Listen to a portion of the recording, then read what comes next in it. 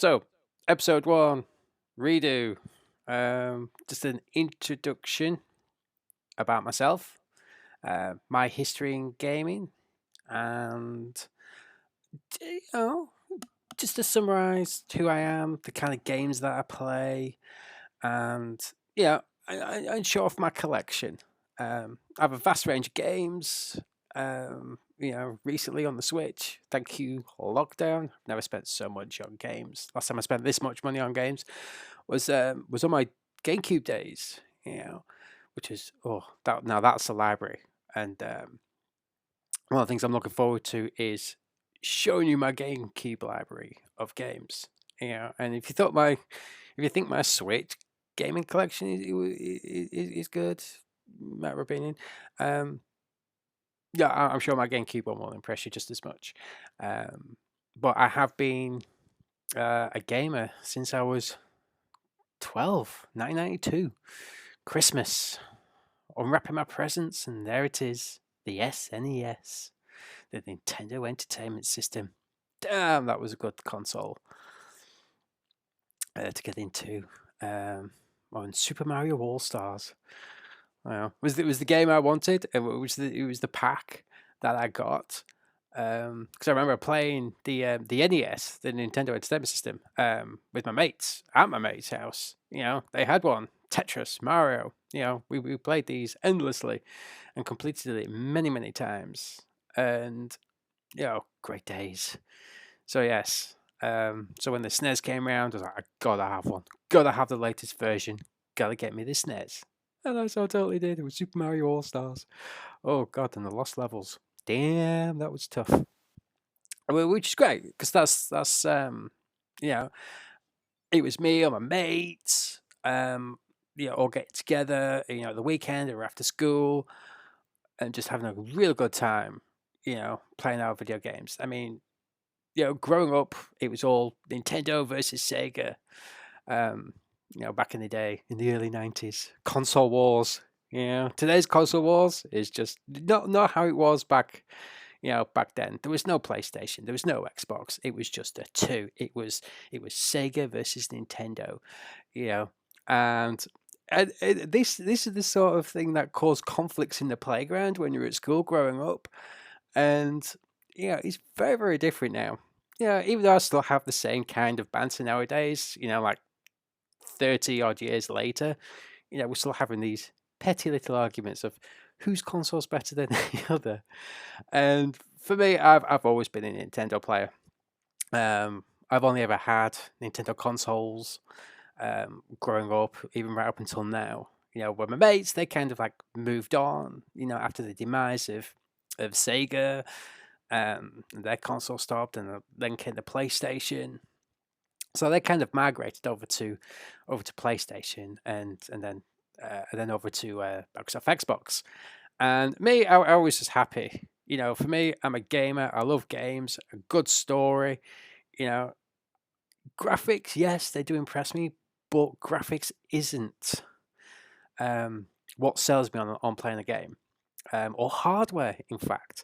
So this is where a lot of my mates kind of went down that road. They went PlayStation and Xbox, and just listen to them two banter of who's got the highest processor or who's got the highest frame rate. I mean, come on, just put the controller in your hand and just play, and which is what I do, and I enjoy it. And that's how it should be for a gamer, as I think.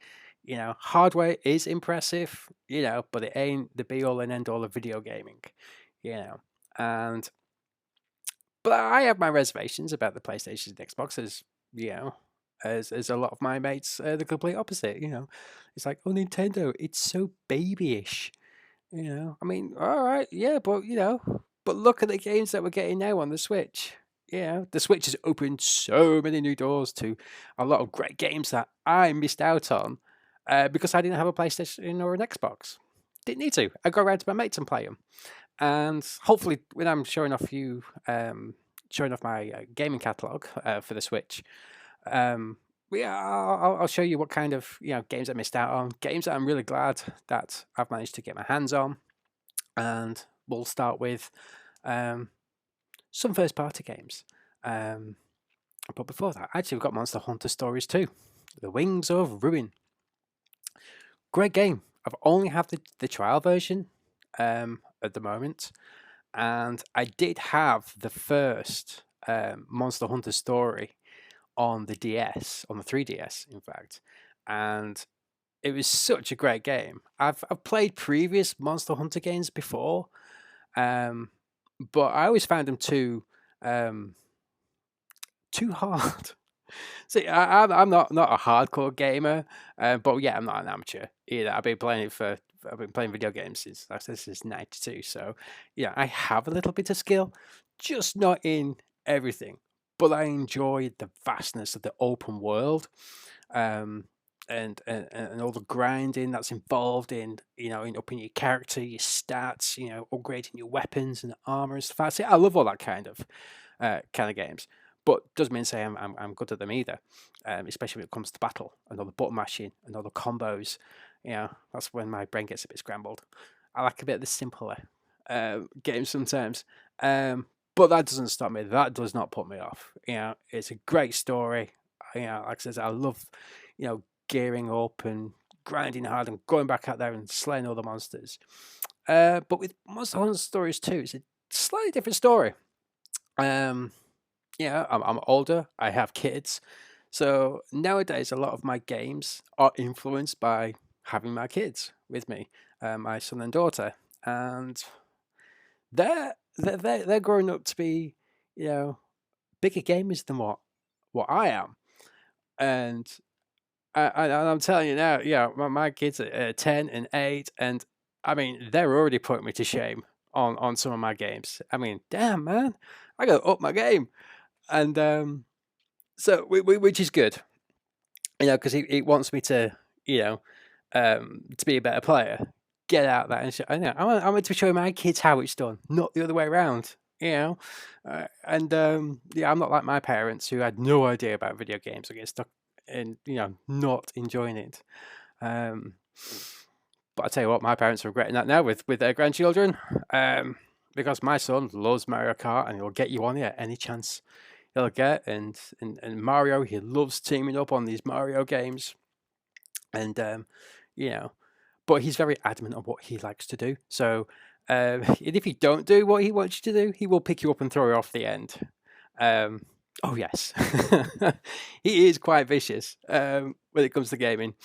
And just wait till you play him on Splatoon. Damn, I thought I was doing well. Then this kid comes along and but then again, they get more time on it than what I do. I'm having to fight them for time on my Switch. Not right. But yeah, so with Monster Hunter Stories 2, I had it on the DS, and my kids have got their own 2DSs, and out of curiosity, they were seeing what I was playing, and they got stuck into it themselves, and they enjoyed it, and they plowed through the trial version, and they were like, "We want the full game now," and but we never did. We never did get the full game. I think my two just enjoyed the limited areas that they could explore, and did they go back to it every now and again? They still go back to it even now, and just level up, and on the hope of one day they will have the full version. We'll get there. There's no rush. But we too, especially with my daughter, she's really got stuck in this with me, and we've both been playing this trial version, and she's enjoying it because she remembers a lot of it from the first game that she played. So a lot of the mechanics are the same. There's not a lot of differences moving forward with the sequel, but obviously it's on the Switch. The graphics are better. It's the world is bigger. And it's got a good story. Obviously time's moved on. It's not exactly following on from the first game, which is good. Because because with games like these, it's great to suck my kids in as well as me, because my kids love anime as well. So they've seen the Monster Hunter stories, anime and stuff like that, and they've enjoyed it, and that's kind of what got them stuck in the gaming. Little Neveru, that's it. You put a cat in something, you've got my daughter sold. And a talking cat at that. So yeah, and enjoy Monster Hunter stories too. I do have the trial version of Monster Hunter Rise as well. which I've only played a little bit of, but I'm actually finding myself playing more of Wings of Ruin than Rise, so which isn't all bad. It's what I prefer. It's easier for me compared to Rise, because that's hard. I went to kill the first big monster, and damn, I got slaughtered a few times. This one, I'm a lot better at it. So yes, so Monster Hunter Stories 2, it's a great game. It's got me and the family all involved, and I'm enjoying it. Navaru's back, which kind of suckered me back in, and I'm just enjoying the trial. And I'm sure once I get to the end of the trial, that'll be it. I'll go out, get the full version, and continue my quest. So moving on, we have Animal Crossing. Again, it's very cutesy, very very babyish, as my mates refer it to. But that doesn't stop me from playing it. I've been playing Animal Crossing since the GameCube, and I still have the GameCube version somewhere, tucked away in my library of boxes.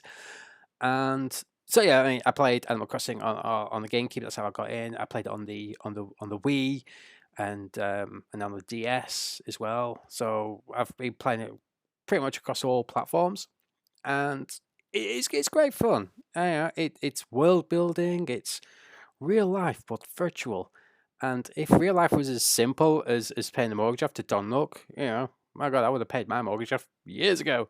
But no, in real life, you get a job, pay taxes. You don't know Animal Crossing. So much more easy paying your bills. Yeah, but it's great. I mean, the fundamentals are all the same as it is in every other game. So for me, picking this up and playing along, it's like a home from home. It's something I feel very confident in playing, and it's just one of those games where I can just sit down, chill out, and just build. But now, I got my kids, and they're on my island, and I tell you what, yes, we're a family of gamers here. Letting my daughter loose on my island on Animal Crossing was, a disaster.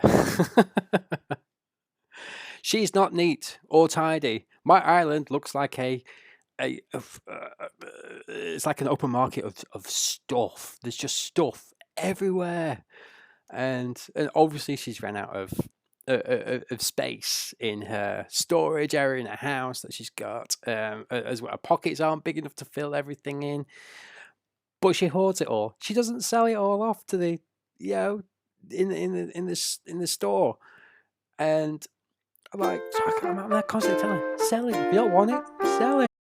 And as you can see, my plants are over, and I haven't played it in a while. I should think the state my daughter's left my house in. But let's go check it out. Let's see what kind of state she's left the island in now. And it looks like the weather's not so great on my Lauder Island, or the Isle of Lauder. But yes, like I said, my son also enjoys playing Animal Crossing as well, and he recently got his very own Switch for his birthday, and I migrated him over to his Switch and booted him off my island, and which is good because he was just the same, leaving all his stuff everywhere. I tried to make this game easy for them, and which is what you should do. Guide your kids through life. Except my daughter doesn't, like to pay Tom Nook the mortgage on the house. But you don't pay your mortgage, you don't get a bigger house. I did. And there we go. Okay, so looks like I've had a sex change. And yes, I got wings. Okay, so I've got wings, and it's raining here on my island. Okay, so even though she has her own profile, she wants to dress me up. Okay, right, before we navigate my island, I see she's already done outside my house.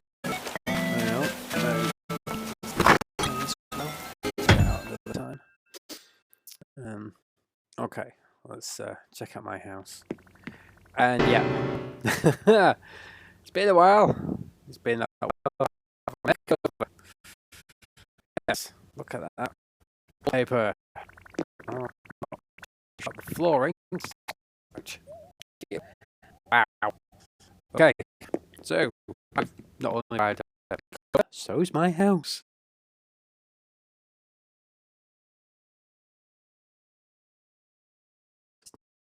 This was my bathroom.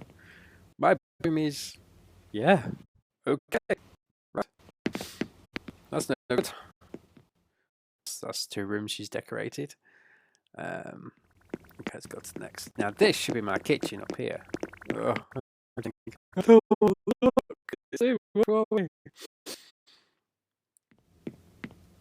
okay, okay, she hasn't done too much here. Looks as it did before. Okay, so she has the kitchen at least. Coffee and cake on my table.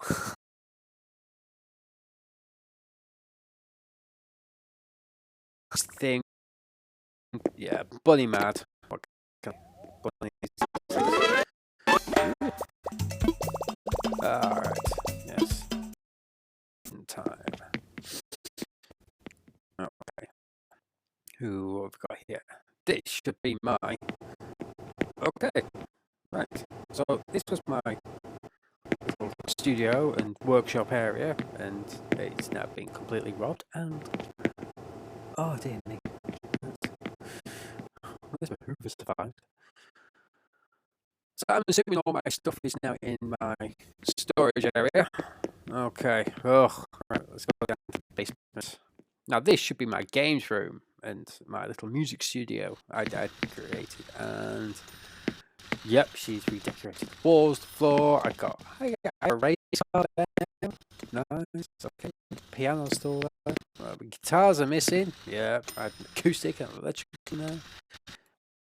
Why? Oh, he's got the train set. Oh, that's nice of her. Okay.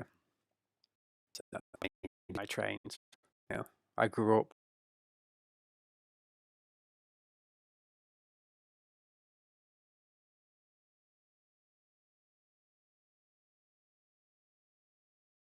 Supersized king size bedroom. Okay. Right. Well, that's too bad. The bars are alright. The floor is bad. A bathroom mess. So, alright.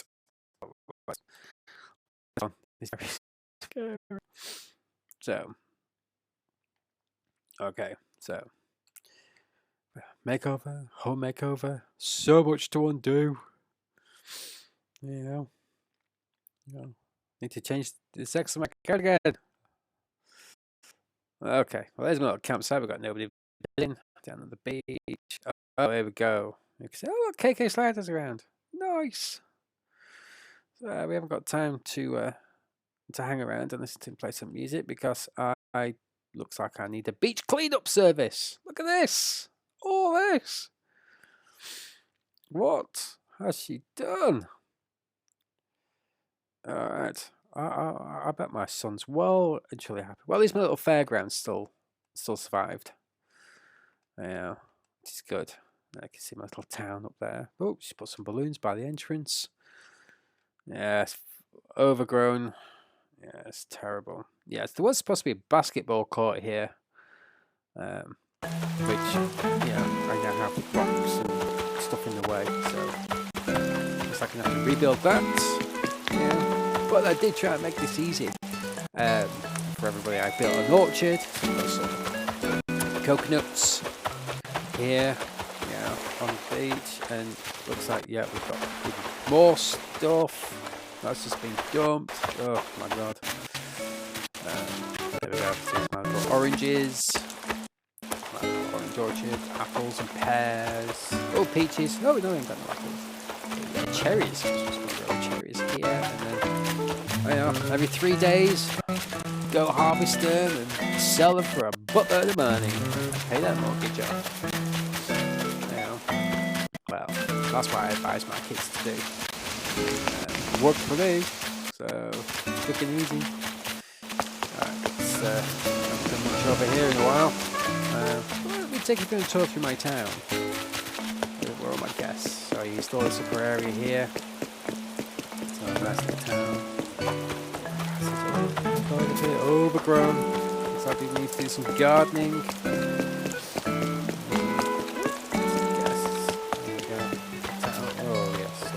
Well overgrown.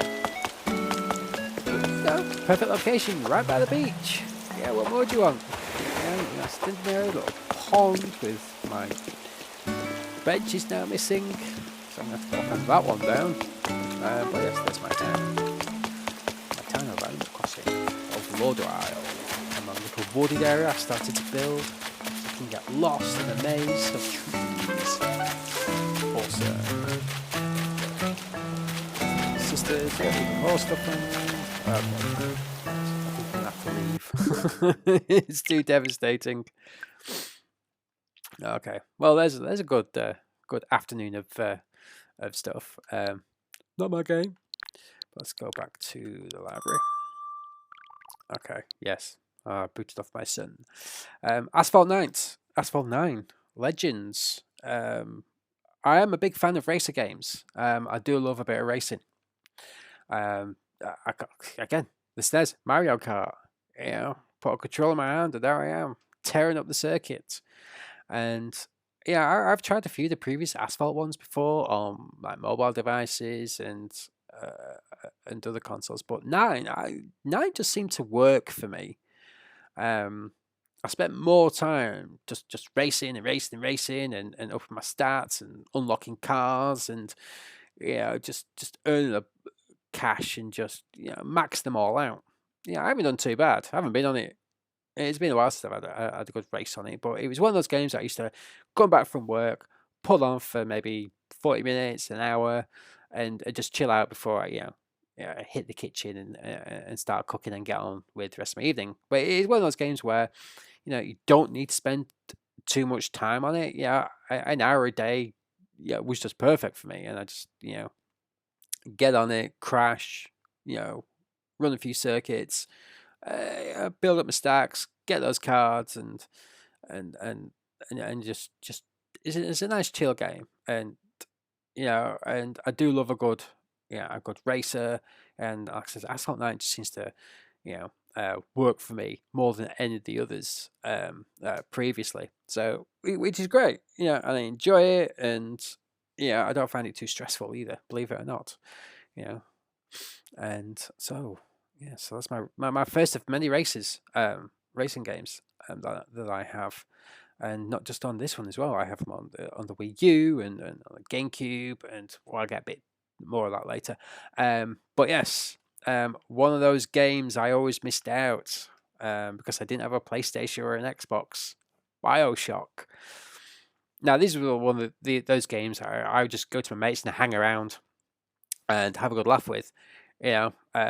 It's come the weekend, finish work, swing round, put on some BioShock, and these were great games. I did play the first one quite a fair bit at my mates, and I got really into it as well. Never finished it, but I was so glad when 2K announced they're releasing the BioShock games on the Switch, and I'm thinking, oh my god, now I can get a chance to play it for myself, get stuck in, and actually finish it. So I've got the first one downloaded, the other two now stored in my cloud, and I'm still deciphering on what game I can use first for my live streaming, for my first game to stream and start with. The BioShock's definitely on that list of games I should play, and they are great games. I do love a good horror story. Being a kid of the 80s and growing up in the 90s, especially in the late 90s when you get into, when you start reliving the 80s horrors, of your Freddy, your Jason, your Michael Myers, and Chucky. This is what we grew up on, and so I do love my horrors, and BioShock definitely fits that bill.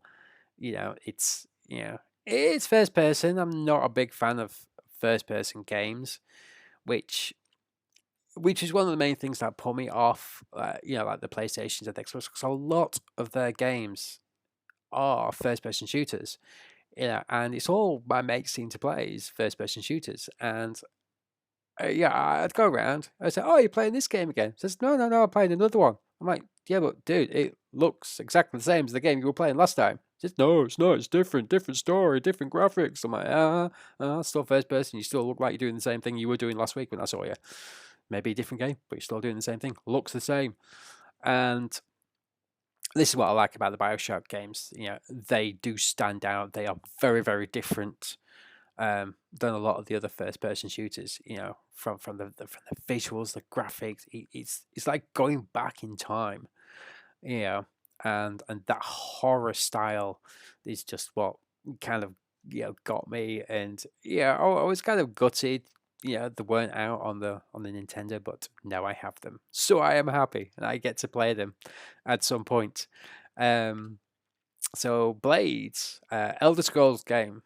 Again, it's one of those small games. You just pick it up, play it for a short while at a time, build some stats, rebuild your town, and that's it really.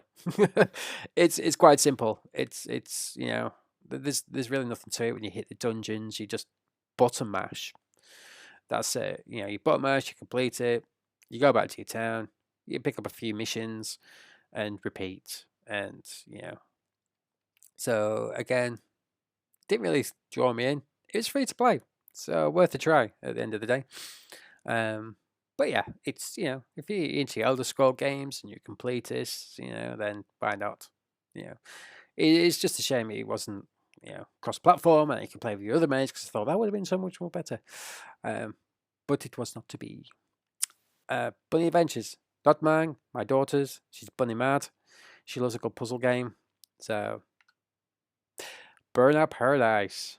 Love the Burnout franchise. Again, like Asphalt 9, Racer, do love my racing games.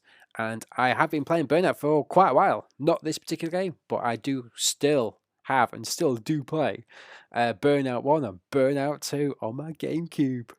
I so totally do. So yeah, with Burnout, that they stood out very, very differently for a racer, based on the fact that you could just crash your car. And the fact in the second one, there are the little side missions, where you could totally trash your car in as many creative and different ways and rack up the best, damage total. And there's many times, I get together with my mates, we'll go around and we'll whack Burnout on, with a few drinks, and not promoting drink driving, by the way. We're talking soft drinks. We were kids, we were young. But yeah, so with that Burnout, we there challenge each other, always trying to, perform the best crash, the best stunts, the maximum damage. We spent more time playing that part of the game than actually playing the main game itself, and plowing through that. I don't think I've ever completed Burnout 1 and 2. Because every time I do get it on, it's just a crash. I just want to crash.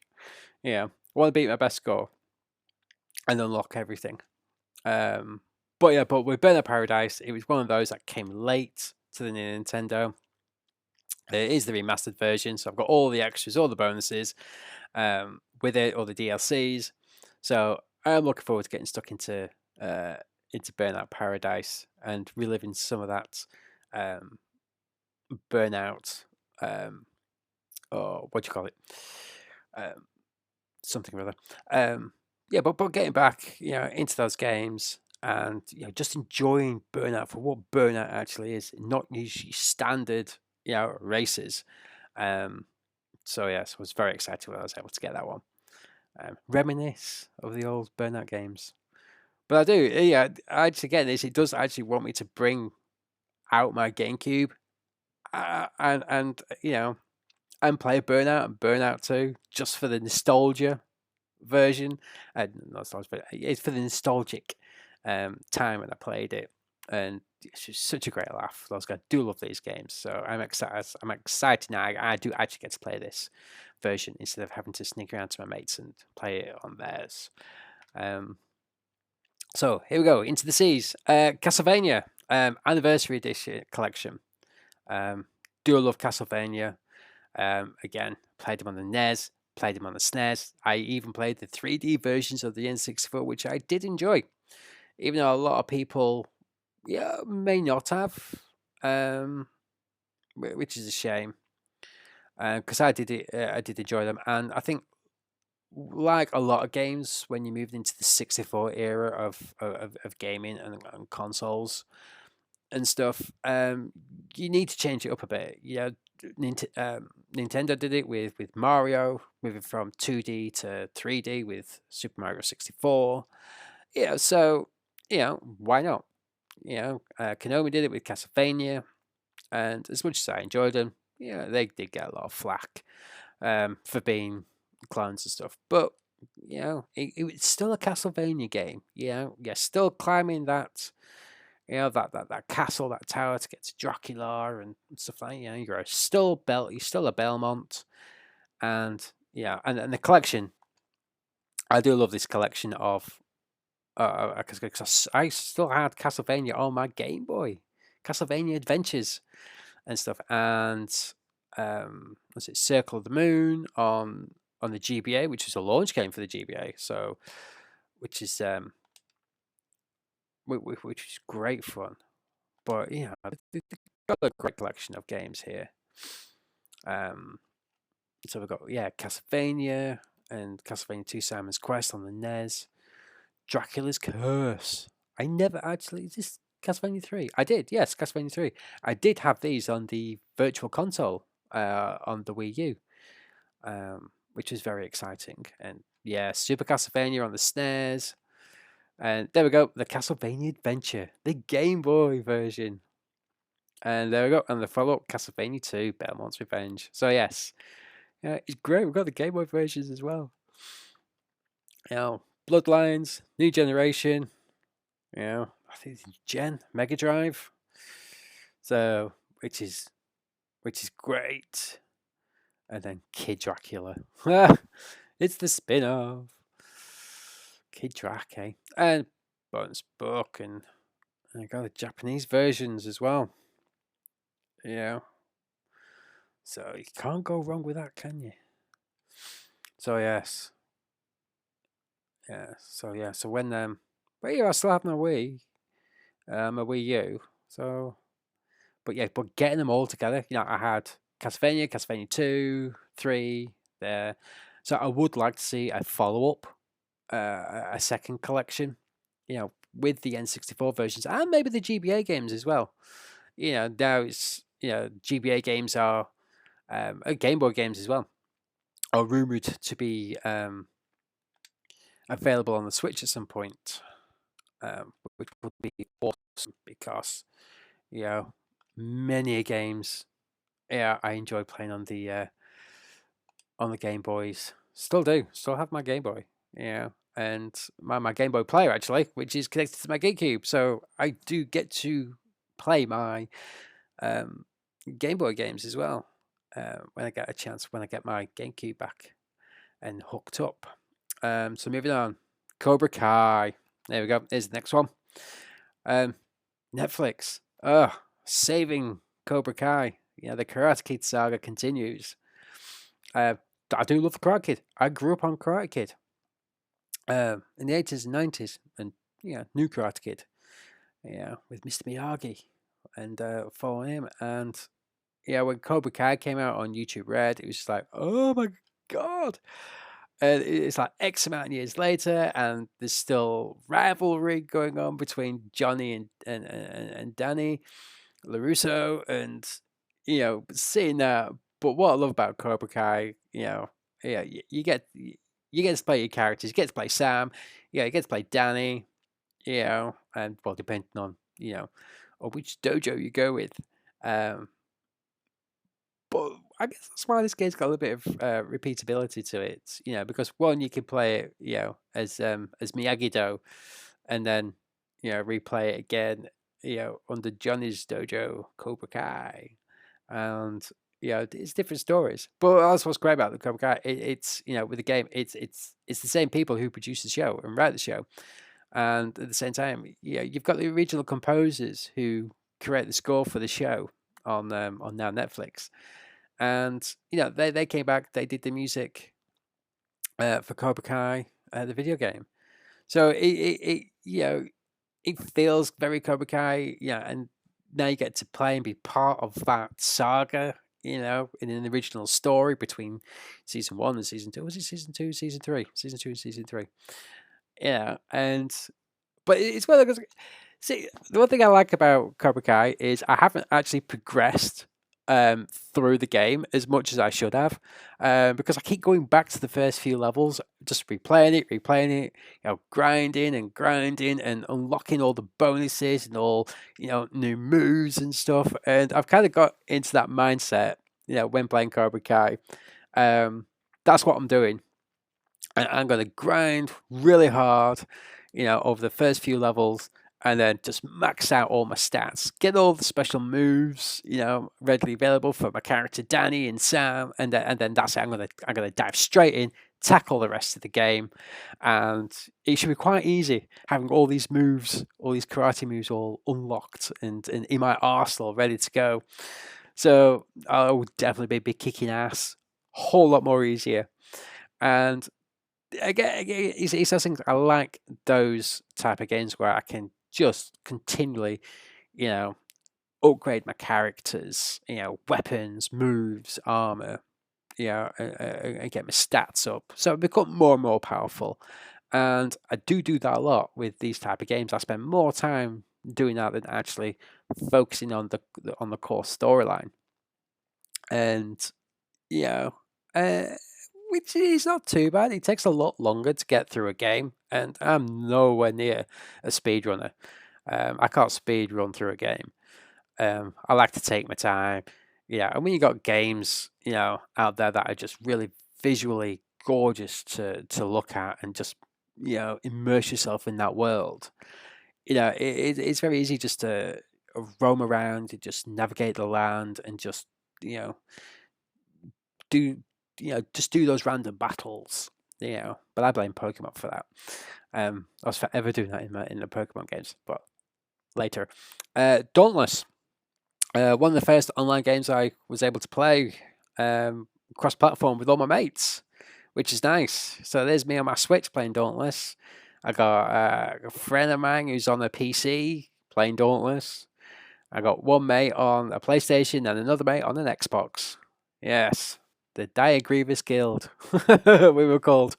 Yeah, it's a contradiction of a name. But it's great. We tried it, we loved it, we got stuck in there. We did try a few others, but Dauntless seemed to be the one we all enjoyed the most, and we stuck with this. And there's a job as it is. The game got to a point where it completely changed, and and there was this epic doomsday kind of scenario going on, and we got to this new setup, this new area, and everything was all different and rebuilt. And don't get me wrong, it still looks great, but I missed that town that I had in the first one, and I'm not enjoying Dauntless as much now. Because we've all disbanded now, so I'm a lone wolf player now. Playing on my Todd. But it's great just to jump in every now and again and just go out there, do random battles, and just play little missions. It's one of those games I could jump on for an hour after a hard day, working and stuff, and just just do something mindless without really much thinking, and just hack and slash away, button mashing on my controller. And then we got Descenders. It was one of those free trials. Was Descenders. Didn't get much chance to play in it because my daughter spent more time on this one than I did, and she thoroughly enjoyed it. And like me, spent more time in the open area practicing than actually going off and doing all the playing the core game. But yeah, no, she enjoyed it. My son's not much of a sports enthusiast, so he just went over his head. He wasn't interested. Uh, but for the small few hours I managed to play it, it's a good game. I'm a cyclist myself. I enjoy these type of games because they don't get many often, and so get the chance to virtually get on my bike and do all the random crazy stunts I did when I was a kid. It's like, well, I'm old enough. Got responsibilities, but I can relive those glory days in my video game, virtually safe. But yeah, Descenders, it was good. I do love a good indie game when they do come out. So yeah, you got to support your indies, your small video game companies, because they are very surprising, the kind of games that they can come out. And I've got quite a few others that I've tried out and looking forward to getting stuck into and exploring even more. So Descenders is definitely one of those games I'm looking forward to playing again when I buy the full version. Because again, it was this is the kind of stuff I was doing when I was a kid on my BMX or on a mountain bike, just downhill racing and it's just leaping in the air and trying to stay on as your two wheels hit the ground again. So for me, downhill dirt racing is brilliant. So I get to do it from the safety of my sofa. So reminiscent of the days. Another set of games. I'm actually happy is now on the Switch. Devil May Cry. Again, I used to go around to my mates. We used to get this on. Again, didn't play much of the second or the third, but I did spend quite a lot of hours teaming up with my mate, going in there and switching out and playing Devil May Cry. And great game, and celebrating an anniversary as well. So it's been there for a while. And is it 20 years? Devil May Cry is celebrating the anniversary of. And so, yes, I mean, any opportunity to get some of these games, like Bioshock, I missed out. And and I'm so glad I get to replay these games and own them for myself. And I haven't started it yet, but the Devil May Cry, like Bioshock, is on that list of games to potentially live stream as my first. But I mean, they are old games. They're not modern games, but they still hold up. They are still enjoyable, and they've got still a great story. And and I'm looking forward to getting stuck into Devil May Cry. And I've just recently rewatched the anime as well for Devil May Cry. Just a one season, 12 episodes, but it's fun. It's enjoyable. And he doesn't like a good half demon, half human game. Okay, so going back to some epic classics now. Doom, Doom 2, Doom 3, Doom 64. This is the birth of the first person shooter, and as much as a fan I am not of first person shooters, I'm happy to say I was there at the beginning for these. And oh man, what can you say? It's horror, it's sci-fi, it's aliens, it's bloody, it's gory. You got the BFG. That's what you really want in a Doom game. That's the gun you want. And I'm glad these games are still around. I haven't got the other two yet. I haven't got Doom, and I don't have Doom Eternal yet. But yes, they are on my list. I have started playing Doom for nostalgic reasons, and just like with Duke Nukem as well.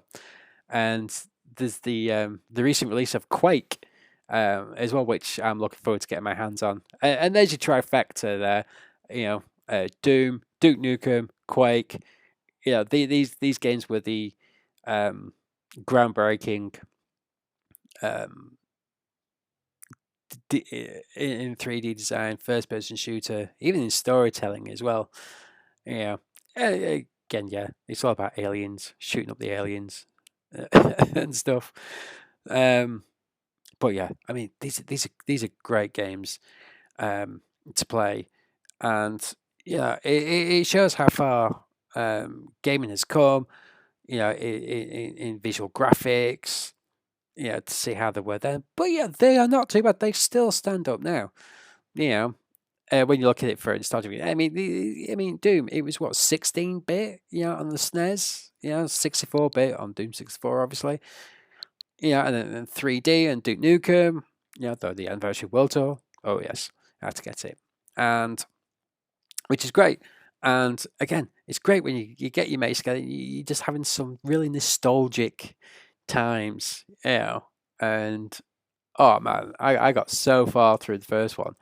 I think, if I remember correctly, I had Doom on the PC on the Amstrad way back when. Oh god, that's going back a while. But yeah, on the Amstrad. Yeah.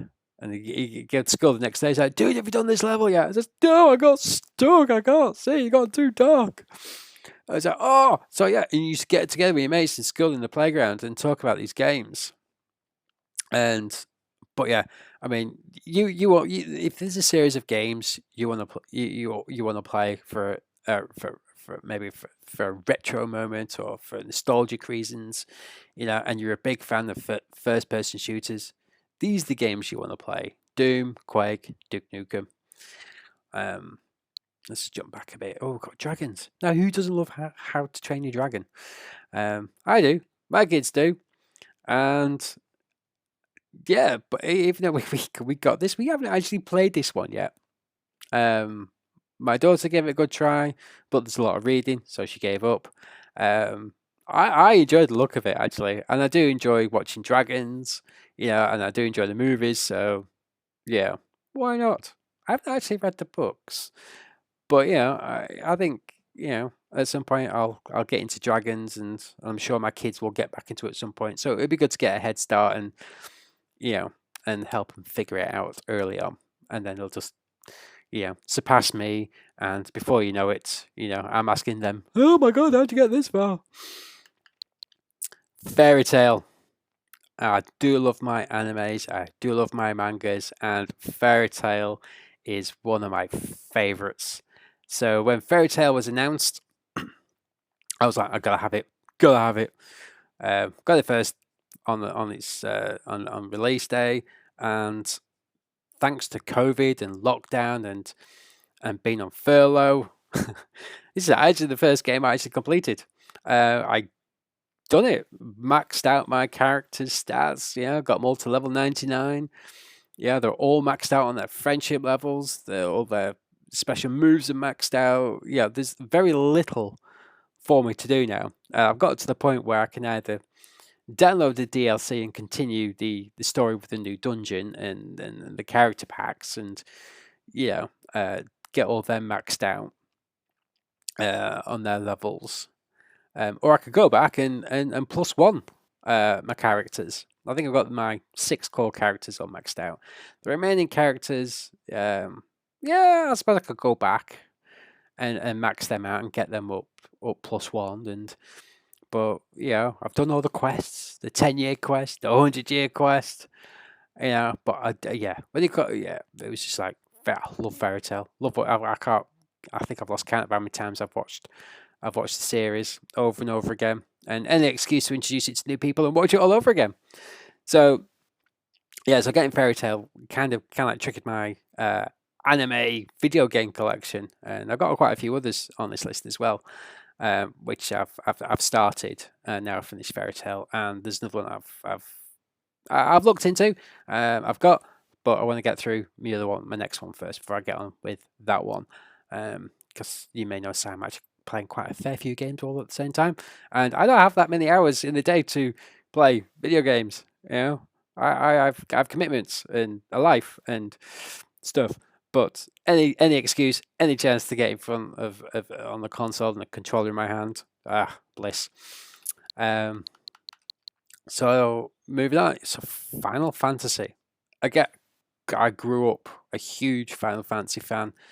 I played them on the Game Boy, the GBA, and when I could get them on the NES and the SNES, Final Fantasy 1, 2, and 3. And then it became, PlayStation exclusives. Whatever. But but one of my favorites, well, my two favorite Final Fantasies are, I would say, 7 and 8. And I did have 7 and 8 on the PC way back when, and oh, I love Final Fantasy 7. Yeah, it was so satisfying getting to that end and that final battle and completing the game. It was just it was just pure satisfaction. I've never spent so much time and dedication in on a video game in all my life. I just got sucked into that world for Final Fantasy 7, and I did enjoy Final Fantasy 8 as well. And I got part way through there, and I think I got onto disc 3, and the disc 3 just didn't work, so I never got any further than the disc 3 on Final Fantasy 8. But good to know that my Final Fantasies are on the eStore, and at some point, next time, I don't know, they have a sale on or something, I'll probably download 7, 8, and 9, and 10, and 10-2, and 12 Reverend, was it? Not Reverend Wings, that was the DS version. Zodiac Age.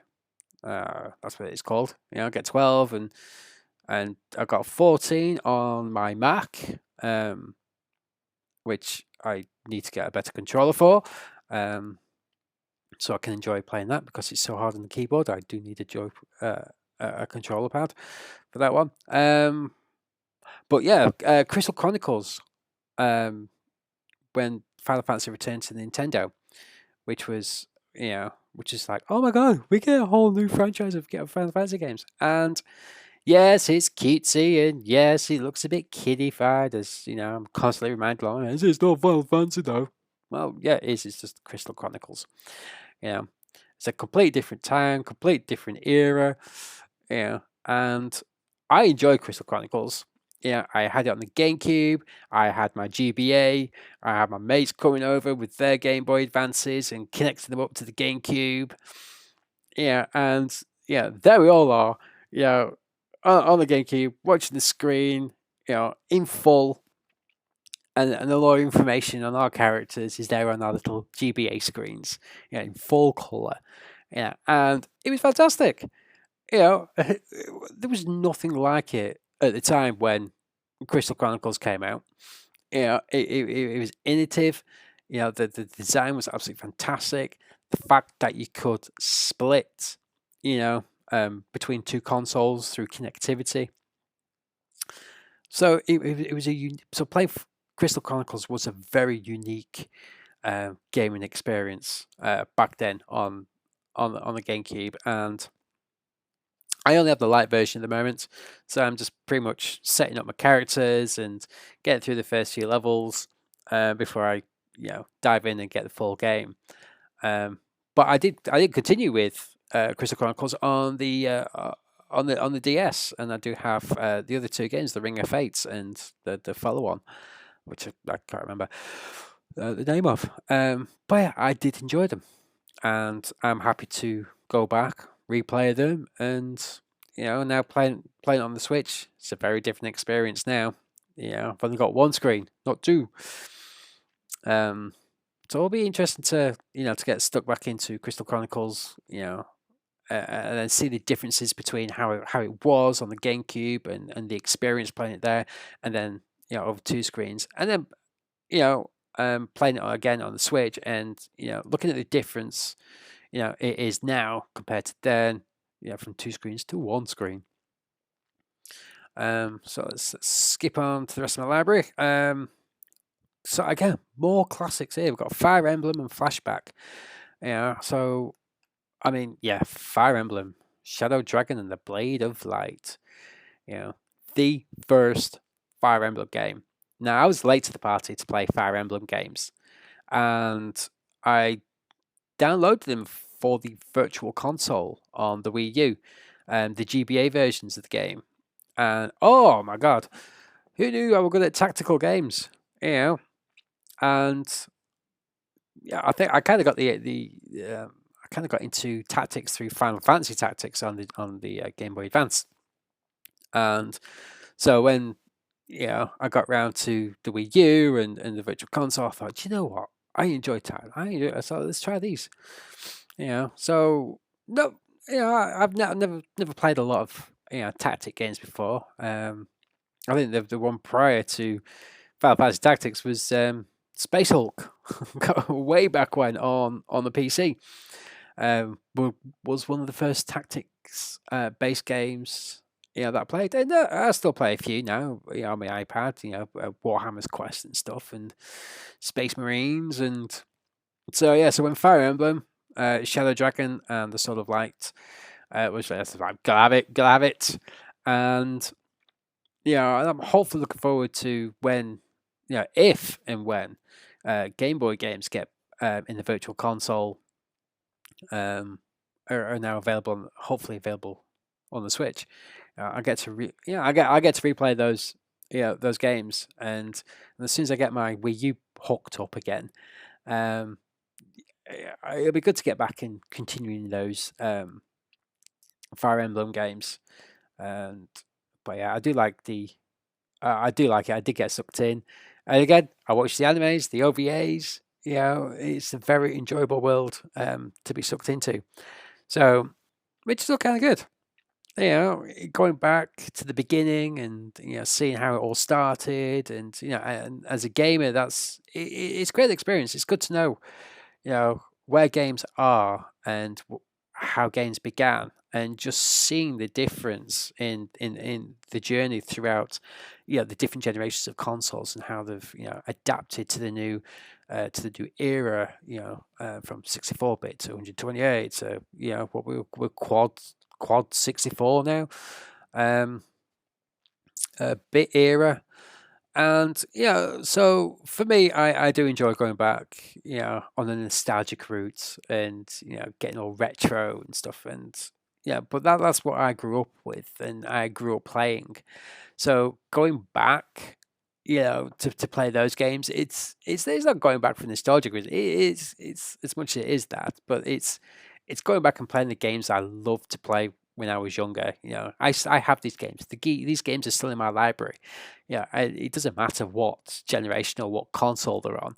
It's just, this was a good game. I enjoyed it. I'm going to go back and play it again, or I'm going to go back and continue playing again, because I am not a completist at all. I do flit between games quite quickly.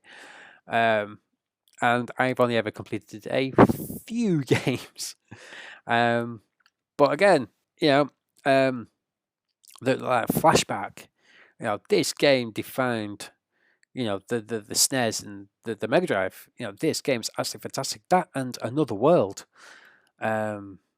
critically acclaimed. They were just absolutely fantastic. They pushed the boundaries in video games, and pretty much like Doom did when they were released.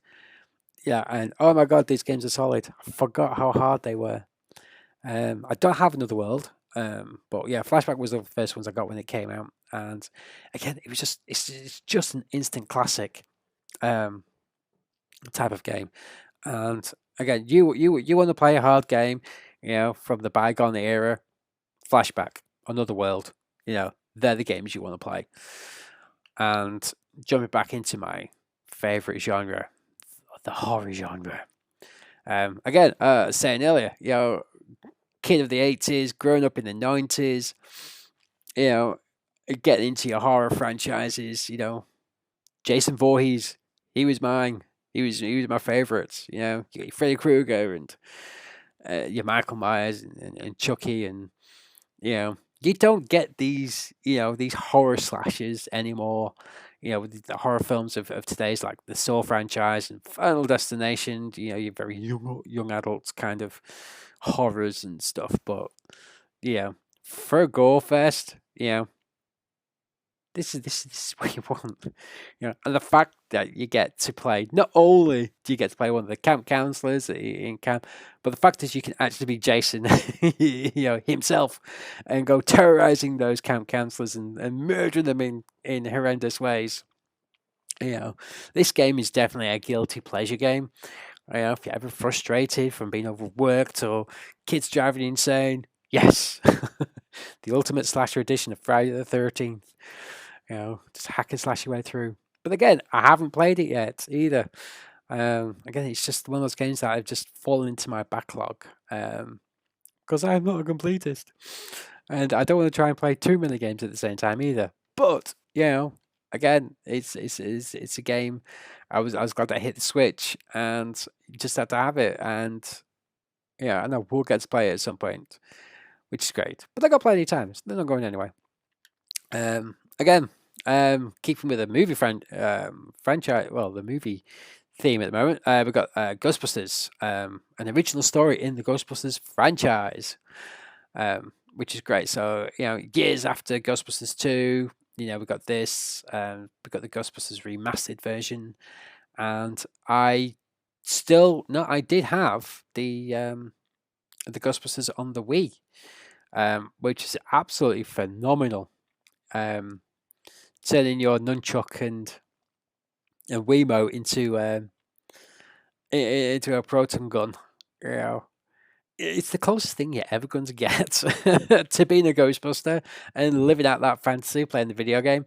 Again, this is one of the games I did complete on the Wii, and just had to have the remastered version on the Switch.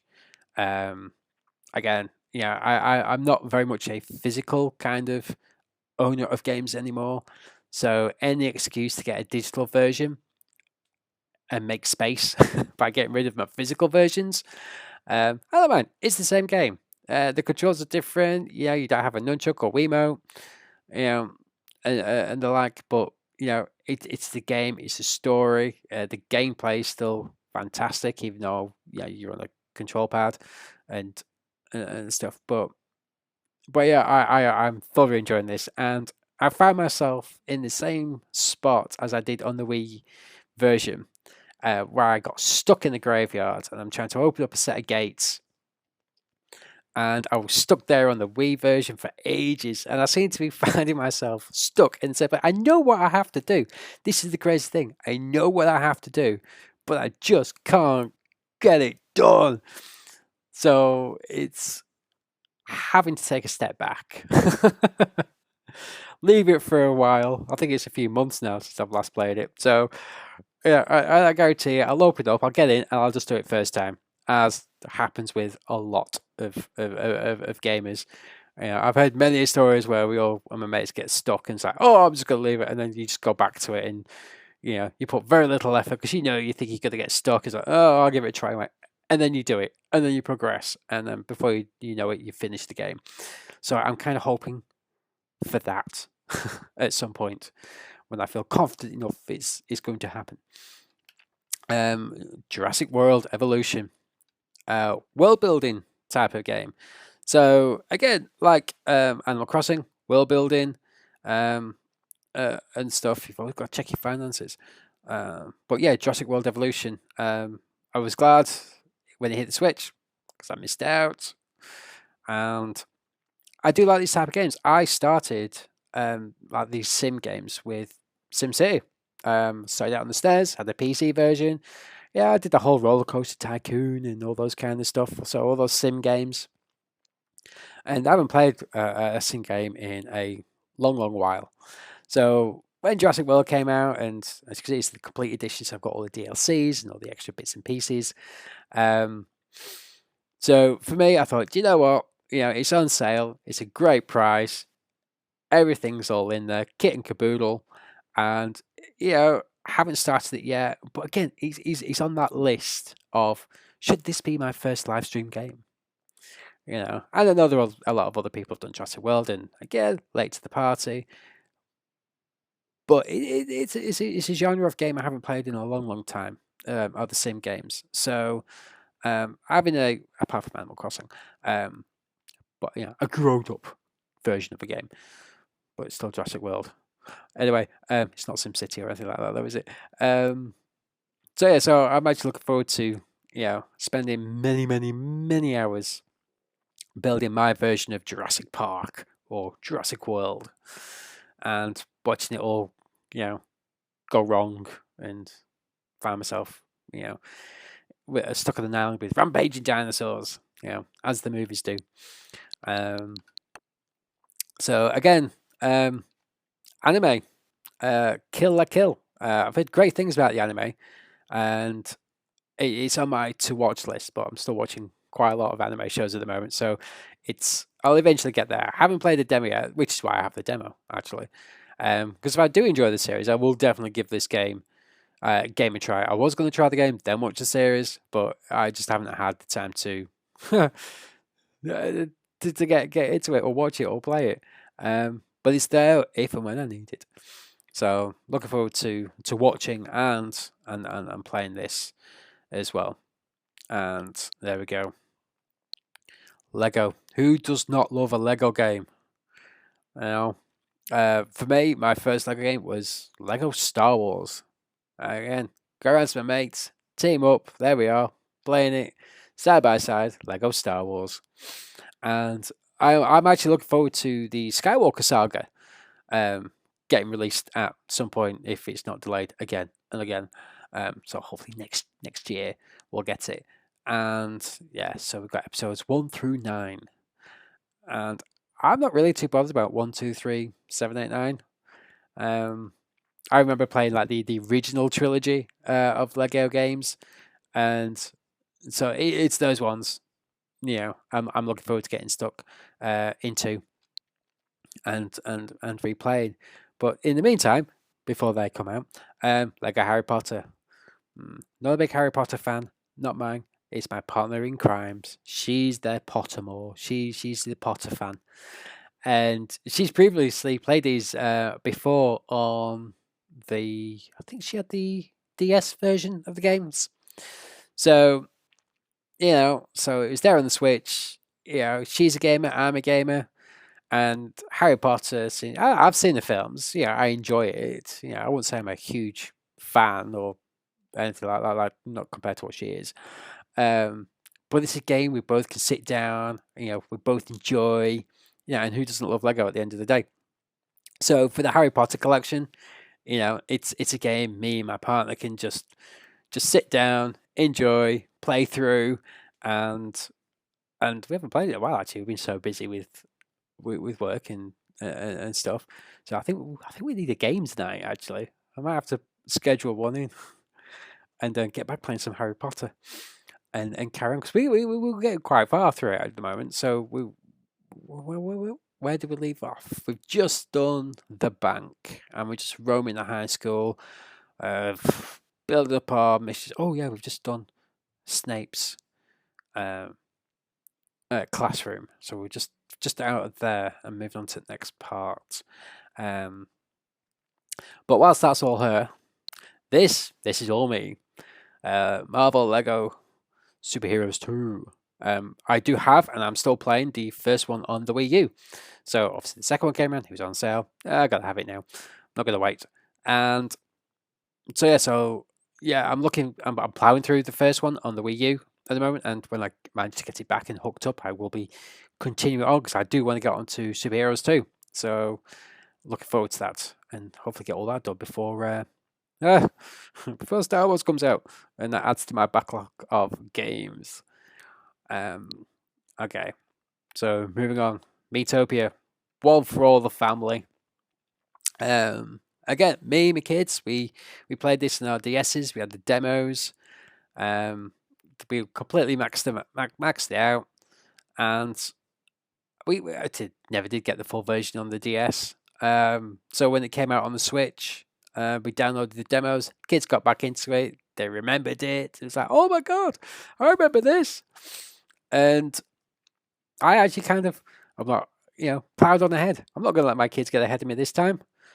Oh dear, how wrong was I? So wrong. So it happened again.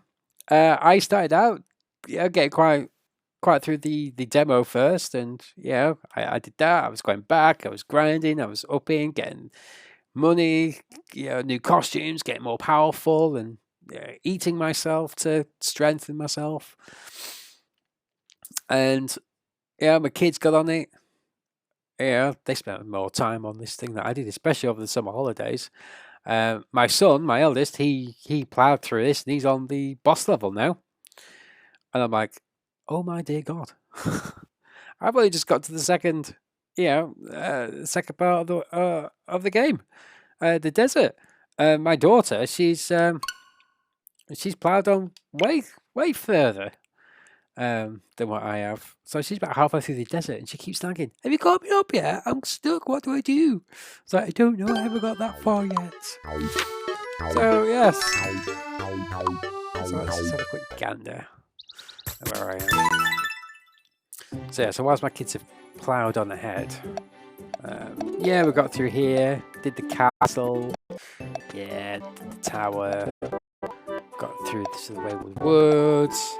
Onto the outskirts, into the frontier. There we go. So this is where I got.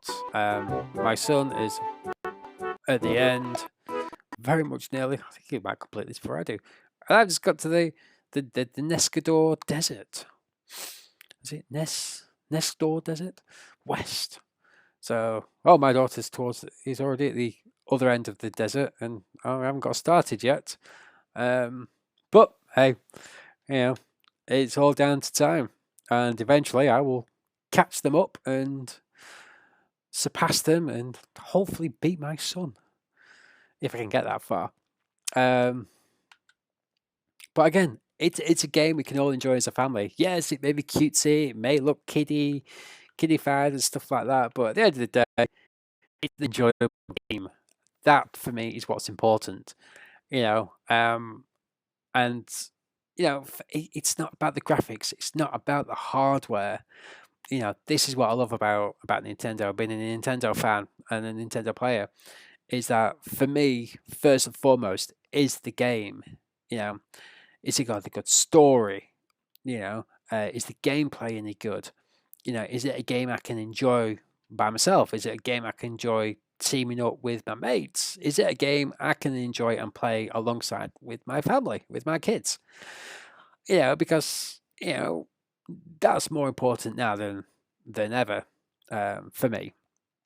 It is having that that connection with my kids, and enjoying similar things, because they've got their own stuff going on, but it's just good that we can all just like sit down, or they can come to me and go, "I'm stuck, Daddy, help me!" And like, yes, I totally can, but I can't because you're so far past me, because you get to spend more time on the Switch than what I do, and it's mine. But yes, go back to world building. Yes, the whole kids craze of Minecraft. I don't get it. I mean, I get it, but I don't get the whole crazy craze behind it. But it's one of those games that just hasn't captivated me. My kids play it; they enjoy it. My son is especially. He enjoys Minecraft, and oh man, there's some of the stuff he builds in these type of games, whether he's playing it on the Switch or he's playing it on his tablet. But yeah, he can just spend hours and hours just recreating this, that, and the other. And it's like, boy's got some skills. I don't have the patience for all that. Says me, who's got the sim game and Animal Crossing and stuff. But you would have thought Minecraft would be right up there as well, be playing it. But yeah, I don't know. It's for me. It really is the graphics. I don't get the whole 8-bit thing. Yes, it looks cool, but playing it, I don't know. Maybe I just need to spend some time and get stuck in and do it, and just let my creativity flow within the game. But I'm not in a rush to play it. My kids are enjoying it more than what I have, which is more important. And my daughter loves Minecraft Dungeons, so she's been nagging for the full version since we got it on the game trial a few weeks ago. She's like, "God, get the full game! Like, Christmas is coming. See what you get then." Yeah. So, Monster Hunter Rise. I was just saying earlier at the beginning with Monster Hunter Stories 2. I do love the Monster Hunter games. I've played them previously on other formats and stuff, but when I got off to a bad start with Rise, or not, but it looks great. I enjoyed playing it. I enjoyed, seeing the story, start out and open up and, exploring the land around me. It's a gorgeous game to be in, you know. So whether I got off to a bad start on this one, I do not know. I may have to try it again at some point, but as I said, I'm too busy enjoying Monster Hunter Stories 2 to play. There we go. I do have a sporty side, believe it or not. Yes, I may be a gamer. I'm a a creative designer in real life, but at the same time, I do enjoy my sports and I do enjoy playing sports. I'm not into the whole football thing. I'm more into my NFL, my NHL, and my NBA. So yes, I do love my American sports for a Brit. Never mind. And which reminds me, Dolphins are playing tonight, so I've got my Dolphins game to watch. Exciting. But yeah, but these are the games I really enjoy playing back on like on the GameCube and the NBA Jam. I mean, that's what got me into basketball. NBA Jam. Michael Jordan and the Chicago Bulls and Shaquille O'Neal for the LA Lakers and the like. And so yeah, obviously we don't have the EA versions, we have the 2K versions here, but we only have the NBA 2K20, which I do enjoy occasionally. Like to jump in there and throw a few hoops and stuff, and I was really getting into it. And then 2021 came out, and now pre-orders are out for 22 version. It's like, oh god, I hate these annual. This is why I stopped playing it, because I was spending a lot of money every year, buying the latest version, year upon year. And I mean, there's got to be a better way. I mean, can we just not have just like one core game and then just download and update every year? With like the new rosters, improved gameplay and graphics. It's just data, just rolling a download now. So buy the core game, just pay a lesser price for all the updates and stuff. That work actually. No, you want to improve your game? Yeah, download this patch. It'll only cost you another 20 quid. It's got to be cheaper than forking out, 50, 70 odd quid for whatever version you buy. Whether it's the Legacy or the Premium or the Deluxe. I went with the Premium because I got it on sale. No, I got the Legendary one. But yeah, so I do enjoy, and without going back to like the GameCube days and well, even before that on the N64, it was Madden, Madden NFL was great. And I think the last Madden game I got was for my new 3DS. I think that was the last one I was able to get. Believe it or not, I haven't been able to get it for the consoles, apart from the Wii U. But yeah, no EA games on the Switch, which is such a shame, because I did enjoy, playing Madden, being a Dolphins fan, so playing Dolphins games. I'm a Ducks fan, so very exciting for me on Disney Plus at the moment with the Game Changers, the Mighty Ducks. And I grew up a huge fan of the films, which kind of got me to hockey, ice hockey. Because I used to skateboard, rollerblade, did that a lot. And street hockey, later on. And now I'm trying to force that stuff onto my kids. And the excuse to put a hockey stick in my hand and get on my rollerblades, I do it in the backyard. So yeah, I do love my sports games, and at the moment, they're not really many to choose from for the Switch, which is a shame, because I do enjoy them. Like I said, I've been a huge sports fan and a very active person myself in the outdoors. So moving on, let's get into the ends. Ninjala. Oh, started out great. I was doing so well when I first started the game, and all of a sudden I just kept getting beat. Oh my god. I come off this game feeling black and blue. Yeah, it was great when it started. I was enjoying it. It's very Splatoon like, games I do enjoy playing. So I thought Splatoon, Ninjala, free to play. Yeah, I'll check it out. And same with my kids. They started out well, beating everybody, and all of a sudden, during lockdown, everybody got so good at it. Not surprised. Nobody had nothing else to do during lockdown.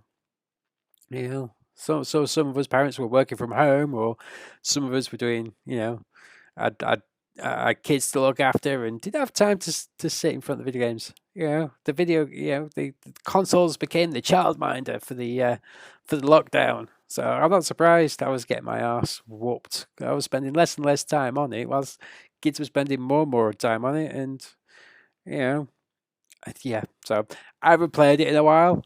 I don't feel that confident anymore in playing it, or my ability to play it. But I might actually just do it for a bit of a fun for, I don't know, one evening for a live stream, and you can all sit watch as I stress out and throw my controller across the room in frustration because, oh my god, I suck. So that might be a good laugh for you. Maybe not for me, but hey ho, we'll see the mood. Here we go. This retro living. The Nintendo Switch Online for the NES and the SNES. Fingers crossed. The GameCube and the N64 at some point will be good to see. But I'd be happy with the Game Boy Nintendo Online, seeing those library of games come out. It'll be interesting to see what games actually do end up on there, which we're either going to be all the first party ones like it is before, and who knows, maybe it'll give the other companies like Konami a good excuse to get out their Game Boy games as well, like for the GBAs, Era of Sorrow, Circle of the Moon, those ones. Okay, Okami, I think that's how you pronounce it. Not going to try again. Again, very great game on the, I was at GameCube, and then the sequels on the Wii, I think. So getting the HD version, my daughter loves it because it looks so cute. She can't play it because she gets stuck quite quite easily on this one. It definitely is a type game. But for me, it was great. It's one of those games I played at my mates, and I'm glad to see we got the HD version out, so I can go back and replay it again, because it's just visually, it's one of those games where it's just visually awe-inspiring to play. The graphics and the visual and the storytelling, this is what a game's about. This is what a game should be about. Not as much as hardware and is it photorealistic enough for you? Who cares? As long as you've got a great story and nice looking visuals and a character you can fall in love with and follow along on that journey. So storytelling is what's important for me. One Piece. There we go. Another anime manga. One of my favorites, and I enjoy watching. And actually, still watching the anime, and finally got myself to the Land of Wano story arc. I've just finished Act 1 and partially way through Act 2. And I've still got a long way to go apparently before I even get to the end of that story arc. But it's getting there. I'm still many episodes behind, and yes, I do enjoy One Piece. It's right up there with Fairy Tail. But One Piece is one of those first animes I used to watch 20 odd years ago on Channel 4 late at night or early Sunday mornings with the dubbed versions. And then it just disappeared off air, and many years have passed, and here we are now. One Piece is more popular than ever. Manga is just making a bigger impact than it ever has done before. Animes are more and more popular. with like Netflix and Amazon Prime showing more and more. Netflix even creating their own anime shows, and which is good. It's good to see. It's not just the East that gets to enjoy these. It's expanded into the West, and it's just one of those things I find with One Piece. It's great storytelling, and the way it does. And with Pirate Warriors 3, and I've got Unlimited World Red, which I haven't played yet, but I'm playing Warriors 3 at the moment, and I know Warriors 4 is available, so I'll be looking forward to getting stuck to that. But the fact is I get to go in and actually play as these characters, and relive the story arcs, and from the animes and the mangas and stuff like that. And it's great. I do love it. I don't know, Unlimited World Red's an original story, which I'm looking forward to getting stuck in. But at the moment, I love the fact that's what I like about Fairy Tail as well. You get to relive those episodes, or those the pages of the manga. And I mean, with Fairy Tail, I hope at some point there'll be a follow-on game, Fairy Tail 2, because there's still plenty of stories that wasn't shown on Fairy Tail. It got to a certain point, and there's still a lot more to go by. So yeah, hopefully, essentially, there will be a Fairy Tail 2. But with Pirate Warriors, I've enjoyed it. It's good fun, button mashing, and whacking out those moves, and just plowing through hundreds and hundreds of soldiers who just never seem to get down. And we together, I thought that takes me back to some of those old games I had on, like Mystic Quest on the GameCube. Like Dynasty Warriors, and now we have Hyrule Warriors and Age of Calamity. So I do love those button mashing, combo making, kind of just plow through them all, and build up those combos and stuff. I think that's what I really like about Pirate Warriors 3. Get that that nonsense mashing, and reliving those episodes of the show, and again, staying in the same type of style is Phoenix Wright Ace Attorney trilogy. I enjoyed these on the DS, and I did complete the first one on my DS, and never got to the second and third games. So being able to get the Ace Attorney trilogy on the Switch was great, because I get to relive the first game, which I enjoyed thoroughly, and I get to plow on and complete the second and third games. And I know there's more Ace Attorney games out there, and I would like to see those come out. And I know we've got a new Ace Attorney Chronicles that's just been released. But I think I would like to see the remaining ones come out, and hopefully Professor Layton. I do have a few of the Professor Layton games on my DS, 3DS, and I really do enjoy those very, very much. So it would be good to have those on the Switch as well, alongside Ace Attorney, which also had its own anime as well. 2 seasons. It was quite good. And and I do like the whole fact you could just shout out objection, which is just awesome. So getting to do that again on the Switch now is just fun, and it gives me a chance to play those games that I hadn't had a chance to play before, and that's why I like some of these bundles, like the Castlevania ones. They're all bundled, and I got some of the older ones, got some of the new ones. A lot of them have been replaced from the ones I had way back when, and scooting on to P now. Yes, we're all Pokemon fans here. We're all Pokemaniacs. We've got Cafe Mix, Pokemon Home, Quest, Sword and Shield, and Unite as well. Again, just a quick pick-up game when I can't decide on a game to play. Yeah, it's Pokemon. It's great. My collection of all my Pokemon, I will show you at some point. Maybe not today. Pokemon Quest, very cutesy. Kids love it. More for them than me. But yes, the core games of Sword and Shield. I've been playing Pokemon since day dot. My first experience was Pokemon Red. Everybody was going nuts about this game. Everybody was talking about it in school and stuff, and you started seeing it pop up everywhere.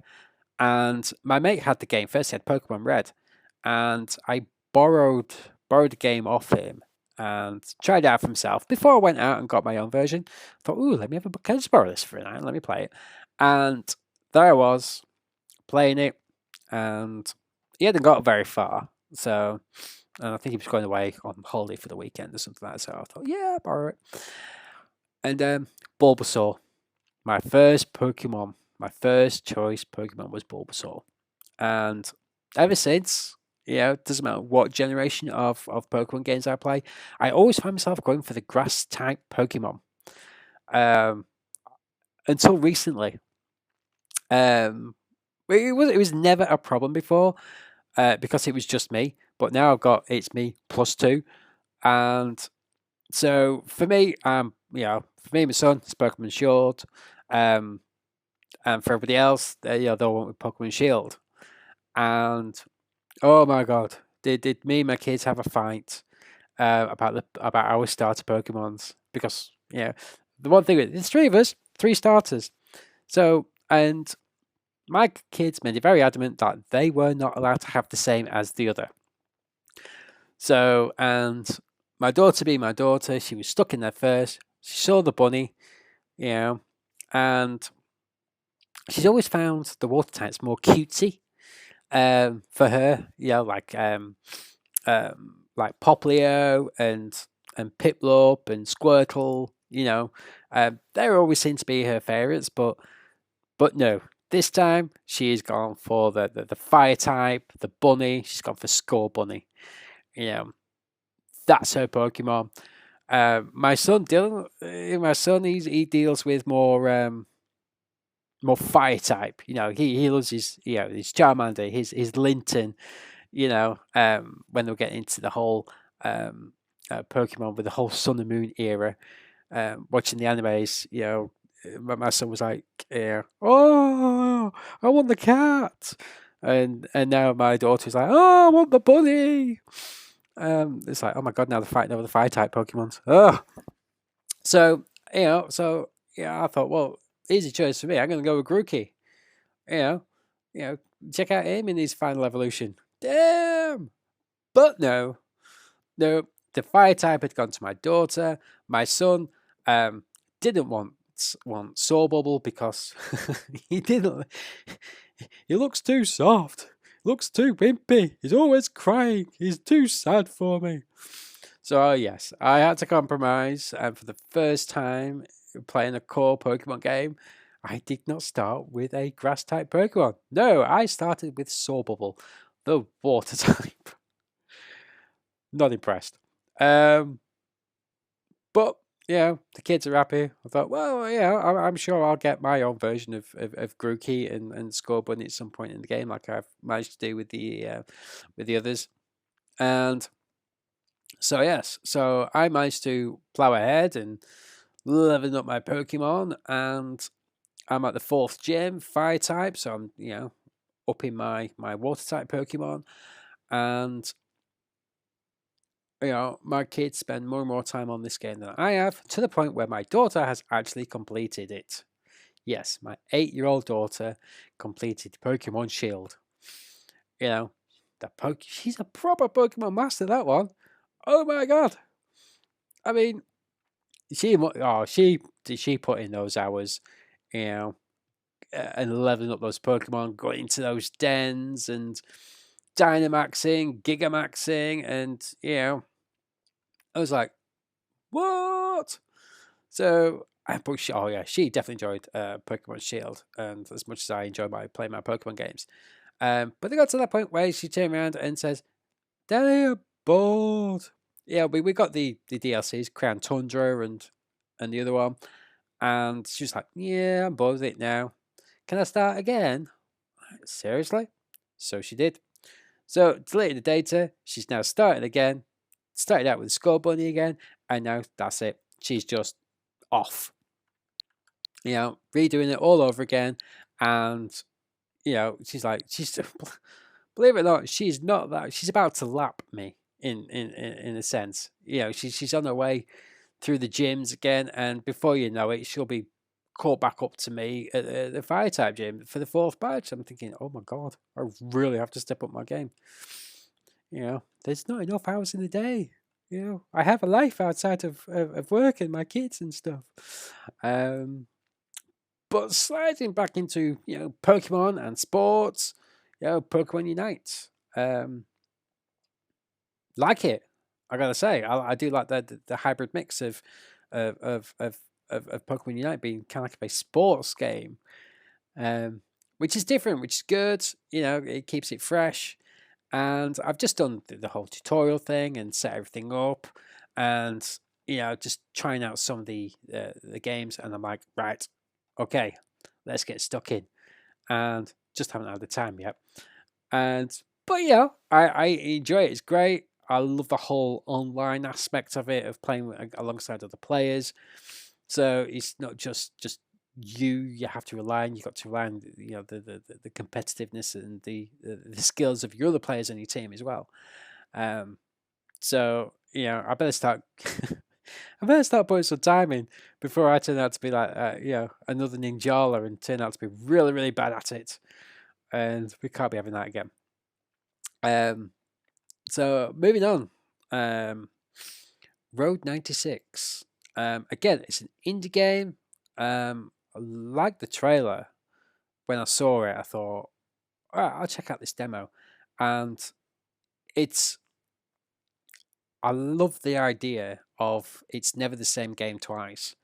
I've played through the demo a few times, and every time the outcome has always been different. It's just the way you interact with people, the choices of the questions you answer or you give, and if you do something right or you do something wrong, it all has an impact on later down the line in the game. So playing the demo, it kind of opened up this multi-choice world where you can always have a different experience every time you play it, and I find that fascinating. And this is what I love about indie games as well, is that they really do get to have a lot more fun in creating really good storytelling games, like Road 96. And it is definitely one of those games I will definitely be picking up at some point and playing through it, because I love the idea of what this game is all about. And you got to support your indie gamers and your developers, because bigger and better. The more you get into it, and I love the whole multi-choice aspect of the game, and it's never the same story twice. But the goal's the same. But how you get to that goal is never the same. And I think having something like that, the repeatability is just phenomenal, of an idea. And it takes goes back to all those multi-choice books you used to read in school and stuff. And so yes, I think and I think that would be a game I would love to actually do a live stream through, and just see with other streamers their outcome based on their choices of what they've played and stuff. So that'd be good to compare to see what other streamers have story paths have taken them. Scott Pilgrim versus the World. Huge fan of Scott Pilgrim. Loved the film when it came out. Huge fan of the film. Didn't do so well though, but it's one of those franchises that it's got its cult following. It's got its fans. You take Scott Pilgrim for what it is. I didn't read the comics first. I I watched the film first, then I went back and read the comics. And thinking, oh my god, this is absolutely fantastic. Yeah, I love Scott Pilgrim. He's got a great soundtrack. You know, and just being in that world it's just a lot of fun. And the one thing I missed out on was the game. Everybody was playing it. It was on every other platform except for Nintendo. It didn't hit the Nintendo consoles, and it was a shame because I missed out, and I don't like missing out. But my mate had it, and yeah, I'd go around and play it at his, and have a lot of fun. But damn, this game's hard. Um, I haven't got very far through it. I keep getting stuck in the same spot. I keep getting beaten and beaten and beaten down, and it's just like I must have played through it like a good dozen times actually on a few different occasions. And I still get stuck. This game is hard. I don't like hard games. But it's Scott Pilgrim. I love it. The music's great. The graphics are great. The gameplay is awesome. And I must be glutton for punishment or something, because I just keep, it gets easier and easier every time I do the level. But when I get to that one spot, I just just die. I just can't do it. I just cannot get past this one spot. It's like Ghostbusters all over again. But it's actually been a while. So actually, if I did play it, I'd probably get right through it, and that'll be all right. But I'm not going to do that now, because I haven't got long left. Well, I've got about 20 minutes left, and I've got a busy day ahead of me. So yeah, Skyforge was one of those few again online games like Dauntless. Me and my mates were all looking into. I have gone back and played Skyforge a few times, but as you can see, I don't have it downloaded at the moment, so it has been a while since I've played it solo. But I think, given the choice, Dauntless is my favorite of the two. There's just something about Skyforce that just doesn't, grab me. And I mean, it looks great. I love the whole, the story and the plot of it, and I just didn't get as far through as I thought I would before I kept going back to Dauntless. So yeah, you tried it, it didn't work. Everybody has their favorites, and we all had Dauntless over Skyforge. But there's a few others like Warframe and stuff like that. I kind of want to try out. Now I'm a lone wolf kind of gamer at the moment. So yeah, I guess this kind of like opens the door for me to go back into Skyforge, replay it, and maybe try one of the other free to play online games and see what kind of world I kind of get stuck into this time around. Sonic Mania, not me. This is my son. My son's the Sonic fan. He loves Sonic. And I've lost count of how many times he's completed Sonic the Hedgehog 1 and 2 on. I think he's done it on the iPad. He's done it on the Virtual Console on his 2DS. And it's like, it came up to me the day. He goes, when you do your filming, when you do your games, can I do one? I'm like, I can record you doing one. I'm not going to stick you on live. I don't think your mother would like that as much. So he says, yeah. Well, I've been playing Sonic. I want to do one of those things where I could do it as fast as I can. I'm like, oh, speedrun. He's like, yeah. Can I do a speedrun? Can you film it? Do it. I'm like, all right then. That'll be interesting. I'm game for that. So yeah, so my son now wants to do a speedrun on Sonic the Hedgehog, and he wants to show the world how good and how fast he can do it. So I could do it in a few hours now. I'm not surprised he's played it that many times. But yeah, he loves his Sonic Mania. It's not downloading this one; it's downloaded on his console. But yes, but that'll be interesting to see. So yeah, once I've done a few of these, I might do a father son special for it to see how that goes. But yes, okay, moving into more to the my S category. South Park: The Stick of Truth and The Fractured But Whole. that sounds like butthole. Um, yes. So again, growing up in the late 90s, early 2000s, who was not a South Park fan? You know, it's a great series. Again, push the boundaries of television. And then you had season 2, you had the Chef Aid episode, and then you had the Chef Aid album, which I replayed recently and got back into my and go back into my iTunes library. And South Park is one of those games I downloaded a couple of weeks ago and plowed through it. I really did. I put a lot of hours in there, and I'm at the end. I've defeated Craig, and now I'm chasing Kenny around the treehouse, and I now and I fought Kenny. He's actually quite easy the first time around, so I kind of like knocked him out kind of easily.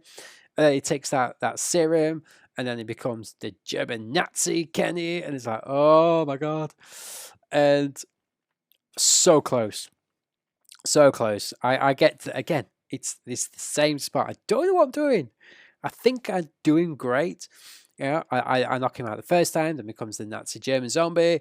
And then I knock him down once, knock him down twice, and then doing it again for the third and final time. And I get so close, and his energy bar is just going down and down and down and down and down. And then I get beat. I'm like, but I'm so close. I got to go to one last time, and I get to fart on his balls, and then it's done. I finished the game. I can move on to the fractured butthole. But yeah, I mean, it's I do love these games. Playing this is reminding me how much I used to love South Park, and I've got back in watching the original series, and I've just watched the film again, which is absolutely fantastic. And again, I got the soundtrack, and I dug it out, and I got it in my iTunes, and I'm like, oh my god, South Park, the musical is brilliant.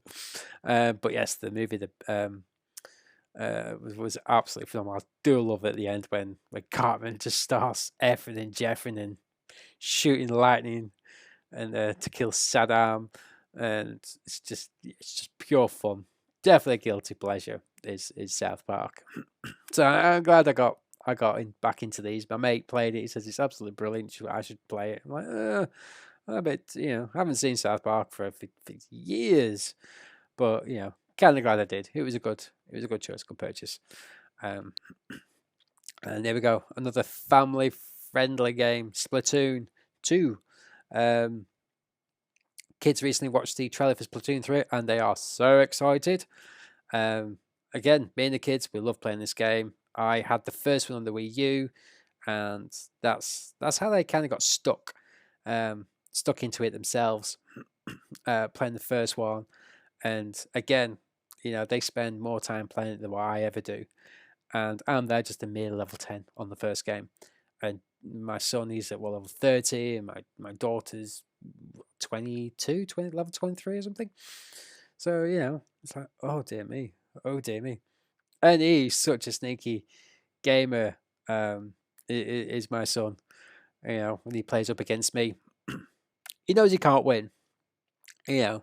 But when he does get those splats in on me, he's very sneaky about it. But he knows he can't take me down. I'm still better than him. So even though he's had way more practice and a higher level than what I am. But yeah, Splatoon 2, it is great. We're all getting into it again. And we have been playing it for a while now. So, and we've also got the Octo expansion as well. So I'm slowly getting through the missions, but my son is already on the Octo expansion, and he's plowed through that, and he's just tootling and waiting for me to level up. And then he wants an evenly squared match, where we're both at the same level and there's no cheating, and stuff like that. Strike, 10-pin bowling. Again, this is one of those nice indie games that you can just play with your kids on a Friday or a Saturday night. And winter's coming. Terrible weather, and not easy to get to the bowling arena. So, bowling from home with snacks and pop. What better night to have with your kids?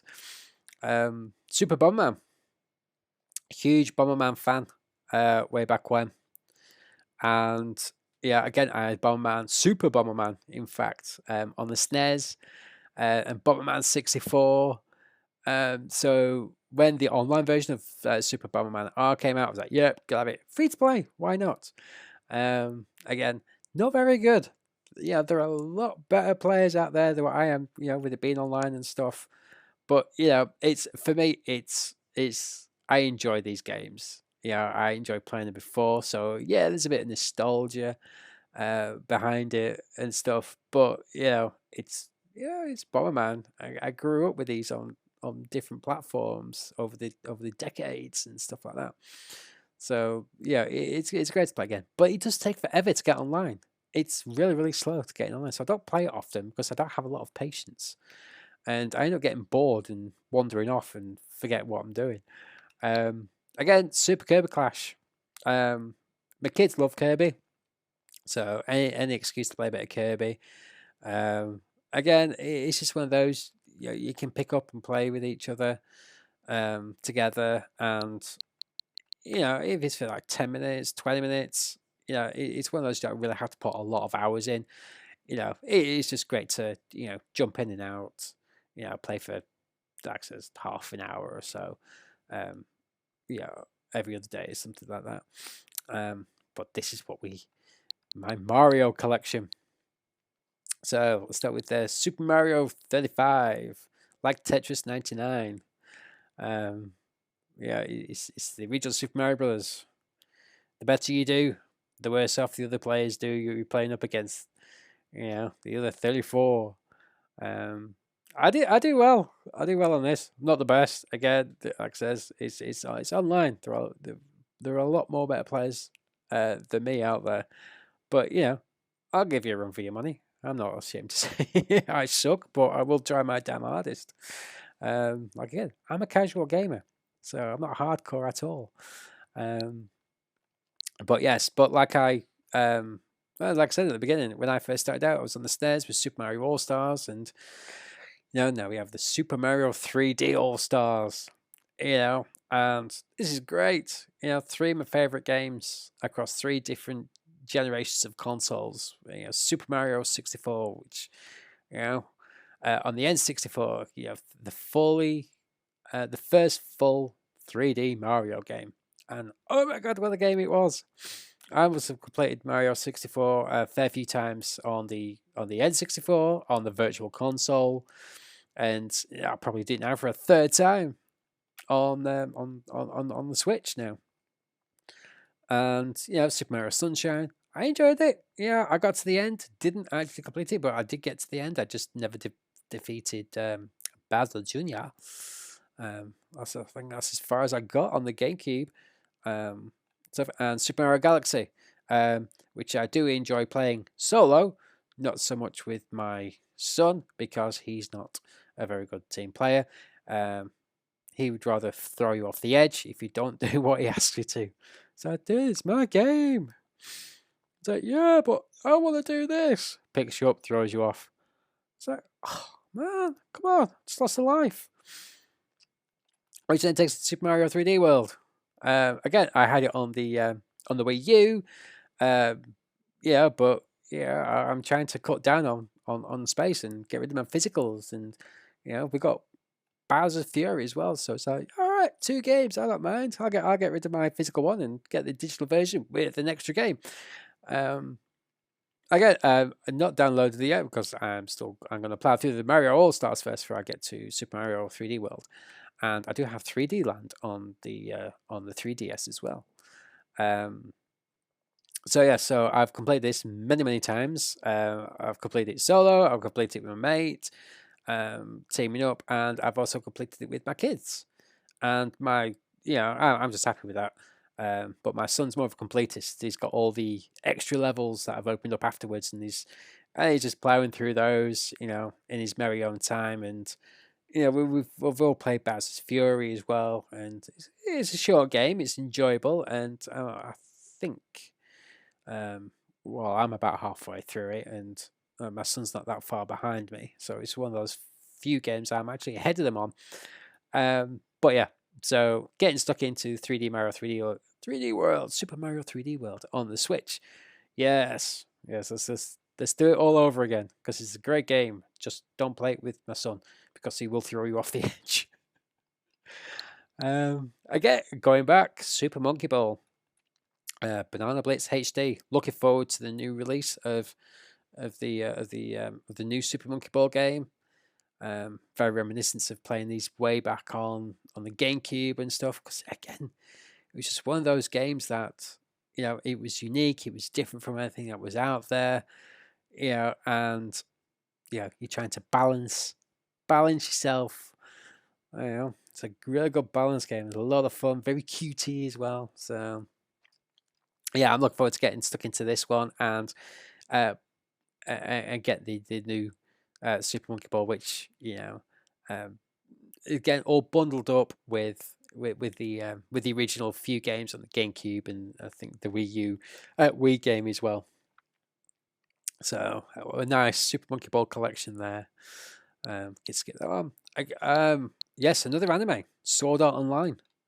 Another one of my favorites, definitely in my top three with Fairy Tail and One Piece.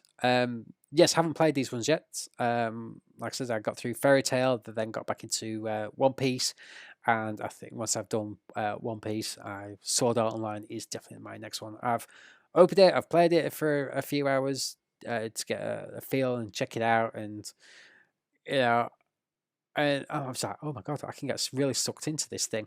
I better stop, or else I'm gonna have way too many games to play.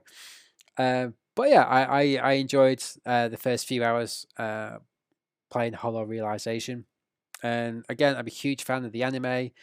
I haven't read the mangas myself, but again, they're on my next collection to go with Fairy Tail and One Piece and all the others I'm slowly getting back into and stuff. And we've got Fatal Bullet as well, um, and which is the spin-off from Gun Gale Online, or GGO, which I did enjoy. Sword Art Online alternative, which is good. So looking forward to get back into these once I get through One Piece. Well, hopefully I can get through One Piece 3, Warriors 3, and then Warriors 4, and then maybe Sword Art Online. I don't know yet. But again, I've just completed the anime series, and I'm looking forward to the new movie, which is due out soon. So that'll be good to get back into that world. Tetris 99. Oh, I love my Tetris. I used to play Tetris all the time. I was there on my Game Boy. Yeah, I used to play it on the NES, and then I got my Game Boy. Um, shortly after I got my SNES, and that was it. I'd taken school, college. College was the best. But over there, we were with Tetris tournaments in our lunch breaks, in our lunch hour at college, and we're over there with our Game Boys and hooked up with our connecting cable and sitting across the table having really intense Tetris battles. Oh my god, they were great days they were, and you go to school, go to college, do your homework, play games, come back, chill out, and then you train. You will train for the next day at college, for your next tournament, and I remember. Yeah, I'm thinking back now. Back in college, there was me, a few of my mates, and it was me and one other guy we used to hang out with in college. We're there with our Game Boys, all connected, and its game went on for hours. I think it was one of the most intense Tetris games I have ever played, and there were so many close calls. Going up against my friend in college, and it was intense. it was so much so we actually skipped the next class because we just did not want to stop.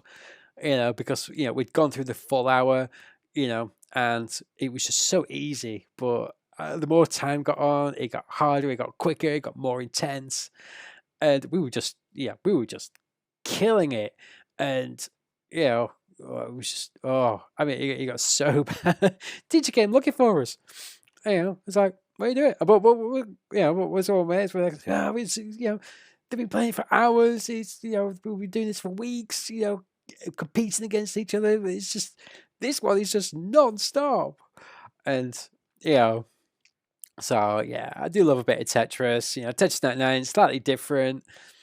It's more online, it's more competitive, and stuff like that. So it kind of brings us back to those college days with our little Tetris tournaments on our Game Boys, which is a lot of fun, a lot of fun. But I do like to play it solo sometimes. You got to train, aren't you? Because there are a lot of good players out there. Legend of Zelda: Breath of the Wild, one of my all-time favorites. Franchise is the Legend of Zelda. Yeah, I've been playing it since since the third Zelda game.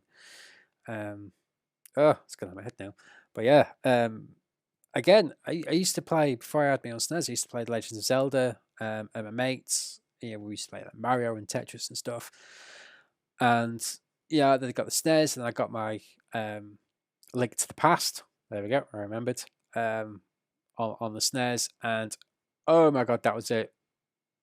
For me, Link to the Past was my first proper Zelda game that I owned, and I got stuck into, and from then on became a huge fan.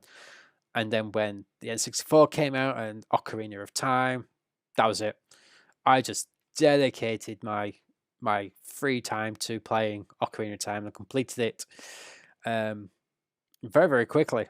And I'm not a completist. I it's not like I went back and got all the shulks and stuff like that. For me, just getting to the end of the game, saving the world or saving Hyrule was enough for me. And then came Majora's Mask, which was a little bit too much for me. It's a game that becomes very repetitive. I know it's supposed to be very repetitive, reliving the 3 days over and over again, but that one wasn't for me. Enjoyable, but I didn't put as much time in. But again, Ocarina of Time, completed it, a few times. I've done it on the N64 when I first got it. Did it again when I got it on the Virtual Console to replace the N64 version. So did it again, I loved it. I got the Master Quest version as well on the GameCube, which is really, really tough. I haven't really completed that one because it's really hard, but I got quite a fair few. Yeah, I got far through it. But again, I just think it came down to time, and I just kind of, there were other Zelda games that needed to be played, after that. So Breath of the Wild, just love the open world, the vastness of it, and it's. I gotta admit, when the Wii U came out, I got the Wii U, and I got Twilight Princess. For me, Twilight Princess was my ultimate Zelda game, and then Breath of the Wild came out, and I'm thinking, oh my god, as much as I love Breath of the Wild and Twilight Princess, they are very vastly different games. But for me, for now, Twilight Princess will always be my favorite. Ocarina of Time will just be the one I've completed. It's just phenomenal. Was Ocarina of Time? No doubt about it. And A Link to the Past will always be that first. Will always be my first, and but Breath of the Wild is definitely my favorite now. I love it. The scope, the scale, the open worldness of it. I just enjoy. I just enjoy it. I spend more time doing the side missions than actually focused on the core missions, and which is not a bad thing. I'm just exploring, and there's so much to explore, and hack and slash my way through as I go along. But I do, get through a lot of weapons. That's the only downside. The weapons break so easily. I'm glad Legend of Zelda moved in a new direction, moved that way, and that's how I kind of got into The Witcher. Not only because it's the show on Netflix and it was absolutely brilliant, and season 2's out shortly, and then we just had the anime come out, which fills in, a bit of a prequel, bit of a gap leading up into season 2. But I've heard a lot about the Witcher games, how good they are, and now we've got comics and graphic novels, and it's now pretty much multi-platform, and they're all based on a series of books, which I've not read, but I actually do want to read, actually. So when the Switch finally got The Witcher 3 Wild Hunt, I was like, right, gotta have it. It was free. Why not? Why would I not want to download it now? But the complete edition comes with the 2 DLCs, the expansion packs, and I opened up, got in there, started it, got through the whole tutorials, got my way around. Again, it's just one of those games like Breath of the Wild. You just need the time, and it's time I don't have, to dedicate.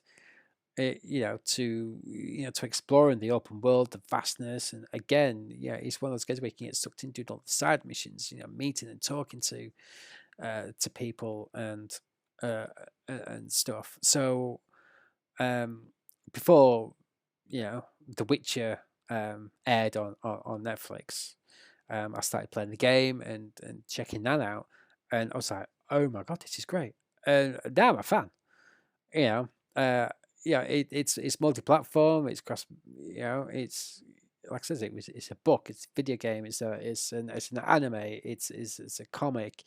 And now it's a TV show. And it's just a great world. To be in and explore and to navigate, and and again, it's just when am I going to have the time? Wait. I can live stream it. I've got 2 hours every week to play it. But what about everything else? So getting into the W's now, aren't we? So WarioWare's macro gaming, brilliant party games. Do love a few party games. You get your mates together, you get your kids together, all playing, doing crazy wacky things, and it's just great fun. I had it on the Wii U. No, I had it on the Wii. I've got it on the DS. So yes, we're a bit of a fan of the WarioWare games here, and more so than anything now. I've got the kids who enjoy it just as much as I do, looking silly and stressing out on like 5 seconds to do these things. And stuff. And another enjoyable game I've played for forever. Whether it be on PC, console, handheld, Worms. Gotta go wrong with Worms. What's more satisfying than blowing each other up, into the vastness of the sea or the landscape and burying you all with tombstones? So I'm always glad when I do Worms game come out, and there's a new Worms game out there in the very much vein of like Splatoon and Ninjala, and like I'm like, maybe I might skip that one for now. I prefer the whole 2D landscape of my Worms games. But it's always enjoyable. Again, it's one of those games that I've spent umpteen hours playing. You can just pick it up, play a few levels, and get the satisfaction of winning and blowing up the competition in creative ways. And here we go. Here's our last one. Yoshi's Crafted World. So the demo at the moment. My partner in crime, she's a huge Yoshi fan, and she has Yoshi's Woolly World on the Wii U, which she really enjoys playing, and I think she's plowed through it, and she's not that far off completing. So having this little demo, giving her a little bit of a taster for the next game, and I think we've got the the demo for the sequel on the DS as well. So yeah, there are a few Joshua Willie games out there, and Crafted World is slightly different. It's like ooh, so she's excited to start in this one, but told her she can't have the full version until she completes the Bully World on the Wii U. So that's given an incentive to get back out and get her Wii U out and play it again. And but it's all good fun. Who does not love Yoshi? She's a huge Yoshi fan. So, but we'll see. Christmas is coming. You never know. Be a nice surprise. So that's it. That's my games. A little bit of history about me and my decades of video gaming, and like I said, there's plenty of games that I've not managed to play or replay or get stuck into. So I've got plenty of choices to pick for my first game to live stream and show you all how good I am or how bad I am. But nevertheless, it's just fun. So I hope you like my reintroduction to myself, and hopefully it's recorded and I can get it on all the other platforms like Facebook and YouTube and get some clips down for you all to listen to and watch, and and hopefully just do another just chatting thing at some point, and maybe chat about this, that, and the other, what's happening in the news, the games, and it just gets be nice to chat to you all as well at some point when I feel a little bit more confident in what I'm doing. But until then, this is my reintroduction. Hopefully I would have decided which game I'm going to live stream on Thursday at 8 o'clock for a couple of hours from 8 till 10.